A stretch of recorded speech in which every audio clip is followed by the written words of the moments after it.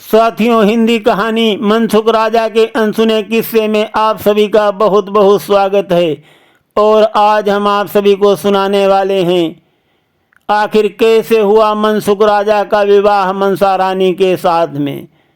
मनसा रानी के पिता जो थे वो मानव नगर के राजा थे और उनकी अकेली संतान थी मनसा रानी, जो बहुत ही लाड़ और प्यार में पली हुई थी। मनसा रानी जब विवाह के योग्य हुई तब उन्होंने अपने पिता से ऐलान करवा दिया कि जो भी राजा उनको 4 बातों से संतुष्ट कर देगा उसी के साथ में वो अपना विवाह करेंगी। कुमारी मनसा रानी बहुत ही सुंदर थी और उनकी सुंदरता की चर्चा जो है वो दूर दूर तक फैली थी। उनके पिता का ये ऐलान सुन करके दूर दूर से सैकड़ों राजागण आए और मनसा रानी को खुश करने का प्रयास किया, किंतु सभी असफल रहे। कुमारी मनसा रानी ने किसी को प्रपोज नहीं किया। धीरे धीरे ये बात प्रेमनगर के राजा मनसुख के कानों में पड़ी तो भी अपना लाव लश्कर लेकर के मनसा रानी के साथ विवाह करने के वास्ते मानवनगर में पहुंच गए। मनसुख राजा के पास सिद्ध 4 वीर रहते थे। वो सदा ही मनसुख राजा का काम कर देते थे, हर काम आसान कर देते थे। वो गुप्त थे, उनको कोई देख नहीं सकता था मनसुख राजा के अलावा। मनसुख राजा उन 4 वीरों को अपने साथ में लेकर के आए और मनसुख राजा को उसी मंडप में बैठाल दिया गया जहां पर कुमारी मनसा रानी कुर्सी डाल करके बैठती थी। मनसुख राजा बैठ गए, कुमारी मनसा रानी भी आईं और एक कुर्सी पर डाल करके मूर्ति की भांति बैठ गईं। अब दोनों आमने सामने बैठे हैं। मनसुख राजा बात करने का प्रयास करते हैं, किंतु मनसा रानी चुपचाप मूर्ति की भांति बैठी हुई हैं, जो अपना सिर भी इधर से उधर नहीं हिला रही। धीरे धीरे रात होने लगी, काफी रात गुजर गई। मनसा रानी ने मनसुख राजा से कोई बात नहीं किया। तब मनसुख राजा ने अपने एक वीर को याद किया। वो सामने हाथ जोड़ करके खड़ा हो गया और बोला कि महाराज क्या आज्ञा है। तो मनसुख राजा बोले, अरे कोई कहानी ही सुनाओ, कोई गुजरी हुई दास्तान सुनाओ जिससे रात कट जाए। यह मनसा रानी तो बात नहीं कर रही हैं। तो वीर बोला, महाराज मैं अभी एक ऐसी घटना देख करके आया हूं, वही मैं आपको सुना रहा हूं। तो मनसुख राजा बोले कि सुनाइए। तो वीर बोला कि राजन, एक राजा साहब के 3 रानियां थी और एक दिन तीनों रानियों ने राजा साहब से कहा कि चलो जल विहार किया जाए। तो राजा वो अपनी तीनों रानियों को लेकर के सरोवर के किनारे आया और सरोवर के बीच में एक बहुत सुंदर कमल का फूल खिला हुआ था। तो राजा की बड़ी रानी बोली कि महाराज ये देखो, इतने बड़े सरोवर के अंदर पानी में इतना सुंदर पुष्प कैसे खिला हुआ है। तो महाराज बोले, क्या ये पुष्प तुमको चाहिए? तो महारानी ने कहा, पुष्प तो चाहिए परंतु मिलेगा कैसे? राजा बोले, मैं अभी लेकर के आता हूँ। और राजा ने अपने कपड़े उतारे और तैरता हुआ गया, वो कमल का पुष्प तोड़ करके लाया और अपनी रानी को दे दिया। रानी ने देखा, बहुत सुंदर लगा तो सूंघने लगी। धीरे से वो पुष्प जो है उसके हाथ से छूट गया और पैर पर गिर गया। पैर पर पुष्प गिरते ही रानी व्याकुल हो गई और पीड़ा से चिल्लाने लगी कि राजन, मेरे बहुत दर्द हो रहा है। ये पुष्प जो है वो टूट करके मेरे कोमल पैर पर गिर गया है, इस कारण मुझसे पीड़ा से रहा नहीं जाता है। राजा बोले, घबराओ मत, मैं अभी पालकी मंगवाता हूँ। और राजा ने तुरंत आदेश दिया, पालकी आ गई और रानी को ले जा करके महलों में पहुँचाया। वैद्यों ने इलाज किया, तब जाकर के रानी का दर्द शांत हुआ उसके बाद क्या हुआ, मंझली रानी जो थी वो चिल्लाने लगी, बोली कि राजा साहब मेरे चांद की चांदनी लग गई है और ये देखो मेरे कोमल बदन पर फफोले आ गए हैं और बहुत ही पीड़ा हो रही है। जोर जोर से कराहने लगी। राजा साहब ने वैद्यों को फिर बुलवाया और वैद्यों ने दर्दनाशक दवा दिया, तब जाकर के कुछ उनका दर्द शांत हुआ। उसके बाद जो सबसे छोटी रानी थी वो राजा साहब से कहने लगी कि मेरे सिर में दर्द हो रहा है, कहीं से बहुत धम धम की आवाज़ें आ रही हैं, इस कारण मेरा सिर जो है वो फटा जा रहा है। वो जोर जोर कराहने लगी। राजा साहब चिंता में पड़ गए, सोचने लगे अरे क्या हो रहा है, एक एक करके मेरे ऊपर मुसीबतें आ रही हैं। उन्होंने तुरंत सैनिकों को बुलाया और कहा कि देखो ये आवाज़ कहाँ से आ रही है, जो मेरी रानी के सिर में दर्द उत्पन्न हो गया है। तो सैनिकों ने पता किया और महाराज को आकर के बताया कि महाराज गांव में जो है महिलाएं धान कूट रही हैं और वही मूसल की आवाज़ आ रही है। तो राजा साहब ने आदेश दिया और कहा कि जाकर के गांव वालों से कह दो तुरंत इस आवाज़ को बंद कर दें। राजा साहब का आदेश हुआ, गांव में महिलाओं ने मूसल चलाना बंद कर दिया। उसके बाद में इलाज कराने के बाद वो रानी भी ठीक हो गई। तो वीर बोला कि मनसुख राजा मैं ये सब देख करके आया हूँ और अब आप न्याय करिए, वो तीनों रानियों में कौन सी रानी सबसे कोमल है। तो मनसुख राजा बोले कि सबसे छोटी रानी जो है वो कोमल है, क्योंकि बड़ी रानी के पैर पर तो गुलाब का फूल गिरा, जिससे कुछ न कुछ धमक तो उसको लगी होगी, और फिर मंझली रानी के चांद की रोशनी ने अफेक्ट किया, वो भी हम मान लेते हैं कि थोड़ा बहुत कुछ हो सकता है। परंतु छोटी रानी को तो थोड़ी सी आवाज़ में दूर से ही धमक में उसका सिर दुखने लगा, इसलिए वो सबसे कोमल है। मनसुख राजा का न्याय सुनकर वो वीर जो है वो सिर झुका करके अंतर ध्यान हो गया और मनसा रानी जो हैं मनसुख राजा के न्याय से थोड़ा खुश हुई, किंतु कुछ बोली नहीं। फिर महाराज मनसुख ने दूसरे वीर को याद किया, वो प्रकट हो गया, उसने आकर के शीश झुकाया और बोला कि महाराज क्या आज्ञा है। महाराज मनसुख बोले कि धरती पर क्या हो रहा है, मुझे ताज़ा समाचार बताओ। तो वीर बोला कि राजन मैं अभी अभी एक ऐसी घटना को देख करके आया हूँ, विस्तार पूर्वक आपके सामने प्रस्तुत कर रहा हूँ, उसके बाद आप न्याय कीजिए कौन सबसे बड़ा त्यागी है। तो मनसुख राजा बोले कि प्रश्न करो। तो वीर बोला कि राजन मैं अभी अभी देख करके आया हूँ, रत्नानगरी में दो नामी सेठ हैं, एक सेठ की लड़की है और एक सेठ का एक लड़का है।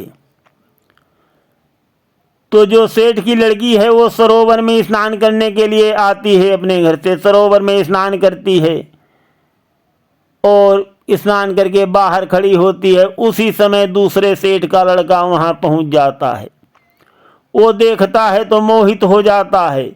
वो अपने मित्र से बात करता है कि अरे इससे तो मैं विवाह करना चाहता हूँ, ये लड़की तो बहुत सुंदर है और अब मैं इसी के साथ विवाह करूँगा।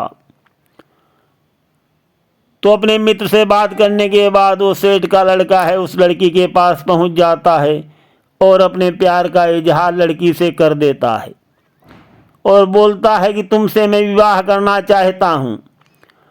तो लड़की बोलती है कि अगर 5 दिन पहले आप मुझको मिल जाते तो मैं तुम्हारे साथ ही विवाह करती, परंतु अब तो मेरा विवाह जो है वो तय हो गया है और 5 दिन के बाद बारात आने वाली है। ये बात को सुनकर सेठ का लड़का उस लड़की का हाथ पकड़ लेता है और खींचने लगता है। कहता है कि तुमको मुझसे कोई नहीं ले सकता, तुम मेरी हो। तो लड़की जो है वो सेठ के लड़के को समझाती है, कहती है कि मेरी बारात आने वाली है 5 दिन के बाद, और अगर तुमने ऐसा किया तो मेरे पिता की इज्जत जो है वो मिट्टी में मिल जाएगी और वो अपने प्राण भी त्याग सकते हैं। मैं तुमको वचन देती हूँ कि मैं विवाह तो उस लड़के के साथ करूँगी जिसने के साथ मेरे पिता ने मेरा विवाह तय किया है, परंतु सुहाग रात जो है मैं तुम्हारे साथ मनाऊंगी, ये मैं तुमको वचन देती हूँ। ये बात सुनकर सेठ का लड़का जो है उसका हाथ छोड़ देता है और अपने मित्र के पास आ जाता है और अपने घर चला जाता है। उसके बाद में वो लड़की का विवाह जो है 5 दिन के बाद हो जाता है। जब लड़की का विवाह हो गया, वो अपनी ससुराल में आ गई। जब उसका पति उसके साथ सुहाग रात मनाने के लिए आया तो लड़की ने मुंह फेर लिया। तो पति ने पूछा कि क्या बात है, तो उसने सच सच बता दिया कि मैंने किसी और के साथ सुहाग रात मनाने का वचन दिया है। तो पति बोला कि मैं तुम्हारे वचन को नहीं तोड़ूंगा,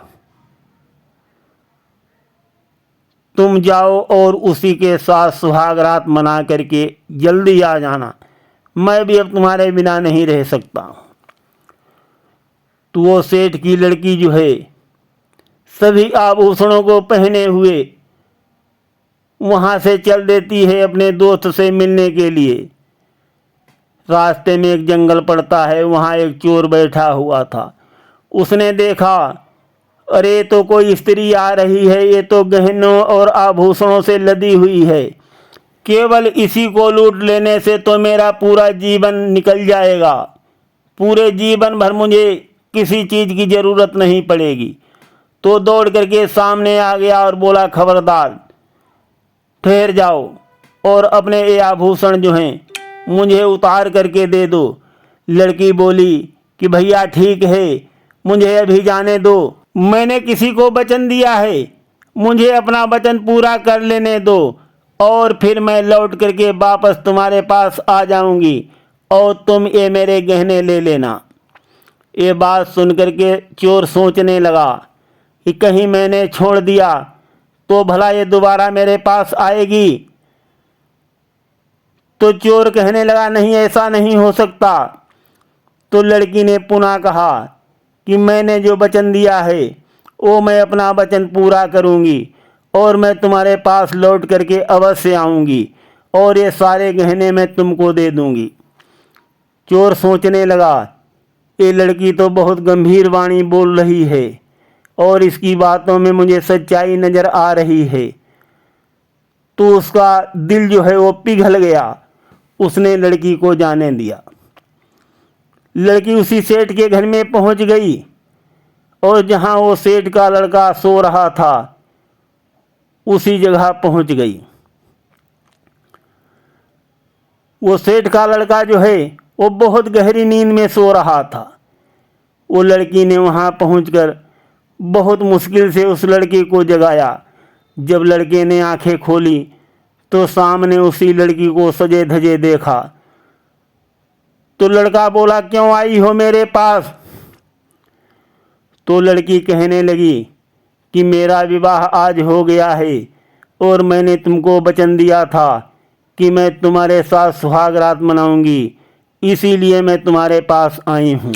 और जो सेठ का लड़का था वो उसको भुला भी चुका था। बड़े आदमी बहुत जल्दी भूल जाते हैं, तो लड़का जो था वो उसको भुला भी चुका था। फिर उसने मन में सोचा कि कहीं कोई आगे बात बन गई तो बहुत बड़ी मुसीबत आ जाएगी। उसने लड़की को ऊपर से नीचे तक देखा, गहनों से लदी हुई थी। तो उसने क्या किया, अपने गले से हीरे और मोतियों की बनी हुई चेन निकाली और वो लड़की के गले में पहना दी और बोली कि तुम मेरी बहन हो और ये मेरी तरफ से तुम्हारा गिफ्ट है और तुम अभी अपने आदमी के पास चली जाओ। उस लड़के का ये कर्तव्य देख करके वो लड़की बहुत खुश हुई और पलट करके वहाँ से तुरंत चल दी। अब रास्ते में उस लड़की को चोर का ध्यान आया। वो उसी जगह गई जहाँ वो चोर बैठा हुआ उसका इंतजार कर रहा था। चोर ने लड़की को आते हुए देखा तो फौरन उठकर सामने आ गया। लड़की बोली, भैया आप ले लो ये गहने, तुम्हारा लक अच्छा है, अब तो और भी बढ़ गया है। ये हीरे और मोती से जड़ी हुई चेन भी उसमें सम्मिलित हो गई है। लड़की की बातों को सुनकर चोर जो है वो चौंक गया और उसको अपने कारनामों पर पछतावा होने लगा। सोचा कि एक लड़की इतनी वचनबद्ध है, इतना कर्तव्य निभाने वाली है और मेरे कितने खोटे गंदे काम हैं। उसे अपने कामों से घृणा होने लगी। सोचने लगा, अगर इस लड़की को मैंने लूट लिया तो मेरे जीवन में कलंक लग जाएगा और मैं मुंह दिखाने के लायक नहीं रहूँगा। धिक्कार है मुझको। चोर जो है अंदर ही अंदर अपने को धिक्कारने लगा और उसने लड़की से कहा कि तुमने भैया मुझको कहा है तो तुम मेरी बहन हो और तुम मेरे साथ में आओ, और अब तक मैंने जितने सोने चांदी के गहने लूटे हैं वो भी मैं तुमको गिफ्ट देता हूँ। और ये कहते हुए वो लड़की को लेकर के अपने साथ में गया। जीवन भर में जितनी भी उसने चोरी की थी सारे आभूषण उसने उस लड़की को गिफ्ट में दे दिए और साथ साथ आया महलों तक भेजने के लिए। वो लड़की पुनः अपने पति के पास आ गई। पति ने जब अपनी बीबी को देखा, पत्नी को देखा तो बहुत खुश हो गया। कहा कि तुम अपना वचन निभा करके आ गई हो? तो पत्नी बोली, हाँ मैं अपना वचन पूरा करके आ गई हूँ। ये कह करके वीर बोला कि मनसुख राजा अब आप न्याय करिए, किसका त्याग इसमें सबसे बड़ा है? कोई भी पति अपनी पत्नी को ऐसे भेज सकता है? तो मनसुख राजा सोचने लगे और फिर बोले कि इसमें सबसे बड़ा त्याग चोर का है। पति ने तो पत्नी का वचन निभाने के लिए पत्नी को आज्ञा दी थी और पत्नी जो है वो अपना वचन पूरा करने के लिए गई थी। तो उनमें दोनों में तो कुछ स्वार्थ था, परंतु चोर में तो कोई स्वार्थ नहीं निकल रहा है। तो चोर का त्याग जो है वो सबसे बड़ा है। मनसुख राजा का न्याय सुनकर के कुमारी मनसा रानी का दिल पिघलने लगा, परंतु कुछ बोली नहीं। और वो जो दूसरा वीर था वो सिर झुका करके मनसुख राजा को वहाँ से चला गया। अब मनसुख राजा ने क्या किया, तीसरे वीर को याद किया तो आकर के प्रकट हो गया और सिर झुका करके बोला कि महाराज बताइए क्या आज्ञा है। तो महाराज मनसुख बोले कि कौन सी खबर लेकर के आए हो, बताओ तो कुछ समय कटे। ये मनसा रानी जो हैं वो तो बोल नहीं रही हैं और मैं अकेला यहाँ बैठा बैठा बोर हो रहा हूँ। तो दूत बोला कि महाराज मैं अभी अभी एक घटना देख करके आया हूँ, वही आपको बता रहा हूँ। अभी अभी एक घटना घटी है। एक गांव से 4 युवक जो है वो कमाने के लिए शहर को जा रहे थे। तो उनमें एक पंडित था, एक दर्जी था, एक बढ़ई था और एक सुनार था। 4 युवक थे। तो चारों पैदल जा रहे थे, यात्रा कर रहे थे। तो रास्ते में उनको रात हो गई। तब वो एक जगह उन्होंने डेरा डाल दिया और सोचा कि आज यहीं पर विश्राम करेंगे। तो चारों लोगों ने खाना बनाया, खाया और उसके बाद विश्राम करने लगे।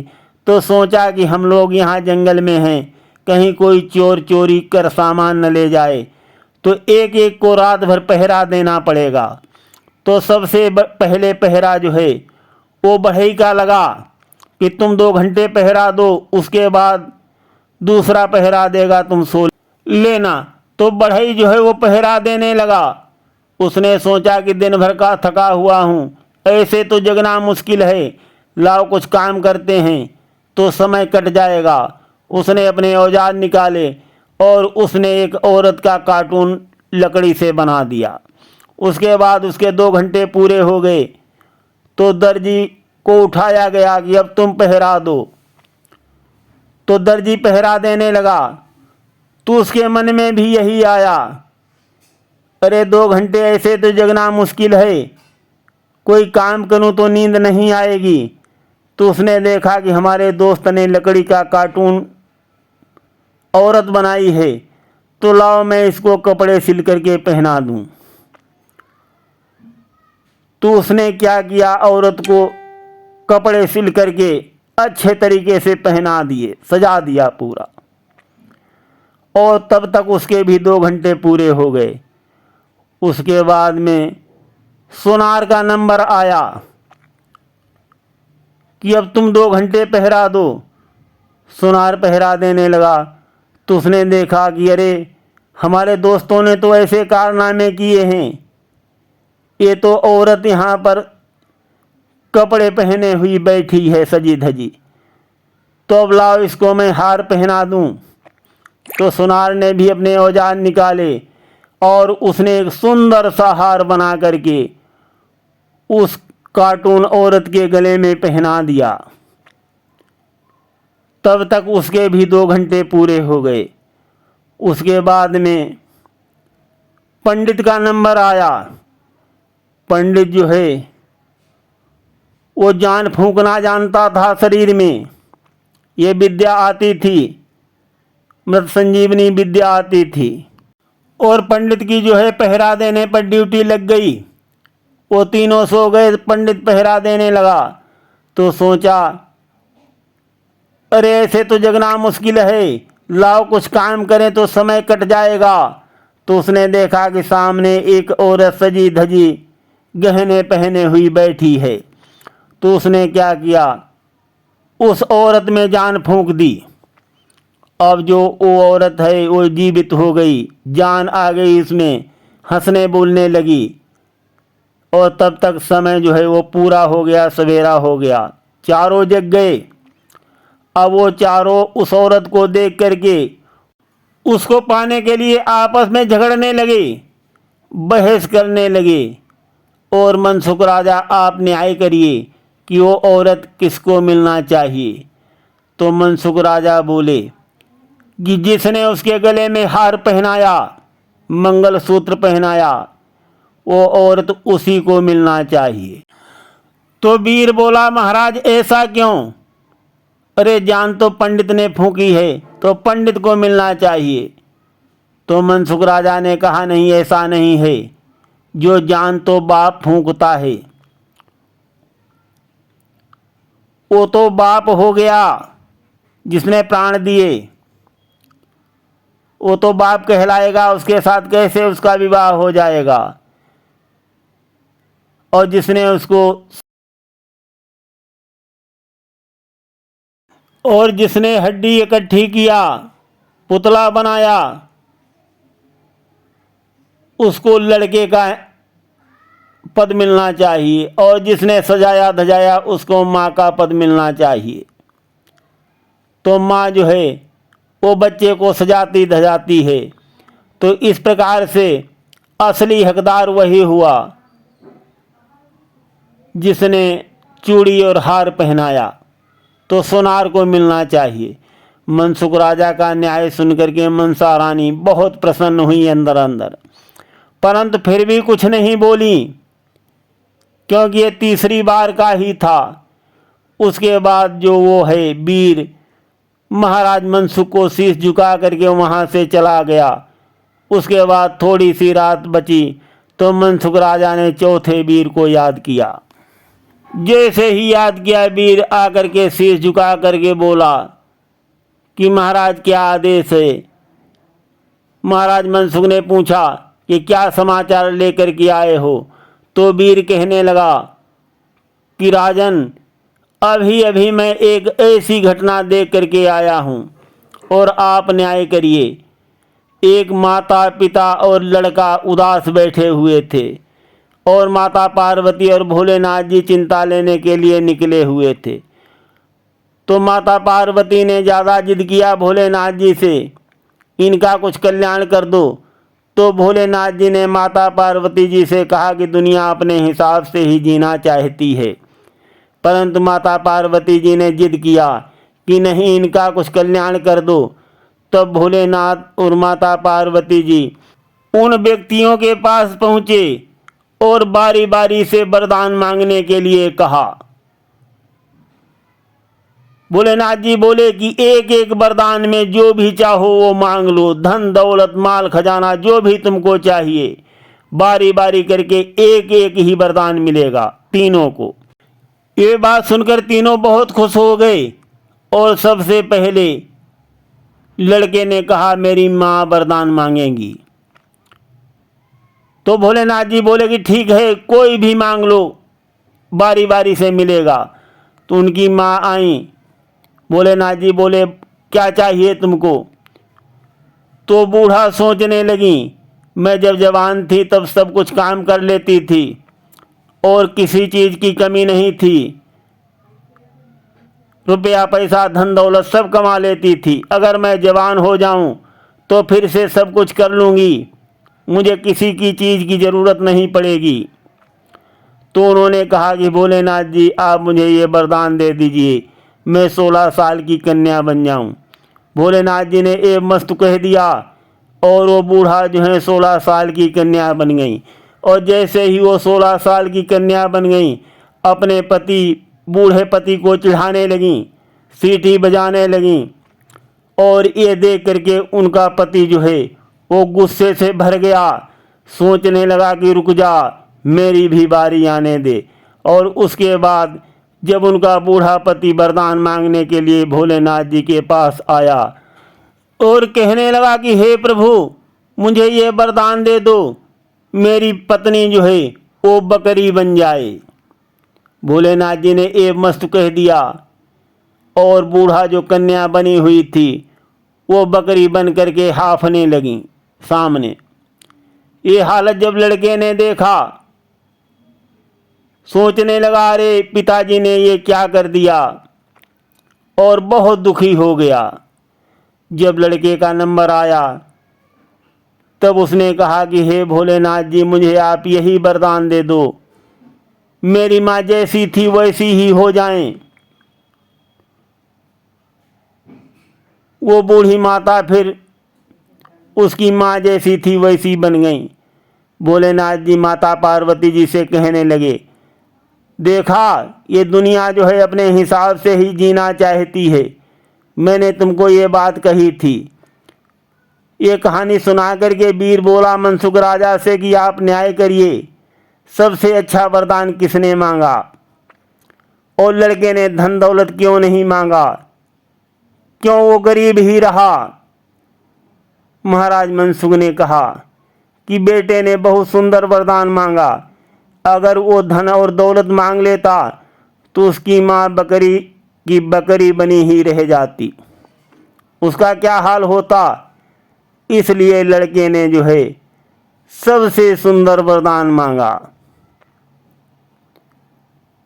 महाराज मनसुख का न्याय सुन करके कुमारी मनसा रानी बहुत प्रसन्न हो गईं और मन में सोचने लगीं कि देखो, जैसे बेटे की माँ ने घमंड में आकर के अपना सब कुछ बिगड़वा लिया, नहीं तो सब कुछ पा सकती थी, उसी तरह महाराज मनसुख जो है बहुत योग्य और न्यायकारी है। और उन्होंने खुश होकर के महाराज मनसुख को प्रपोज कर लिया और उनके गले में वरमाला डाल दी। इस प्रकार से साथियों, महाराज मनसुख को महारानी मनसा हासिल हुई थी। अगर इस तरीके की कथाएं अच्छी लगें तो लाइक और कमेंट अवश्य करें, आपको हम सुनाते रहेंगे। धन्यवाद।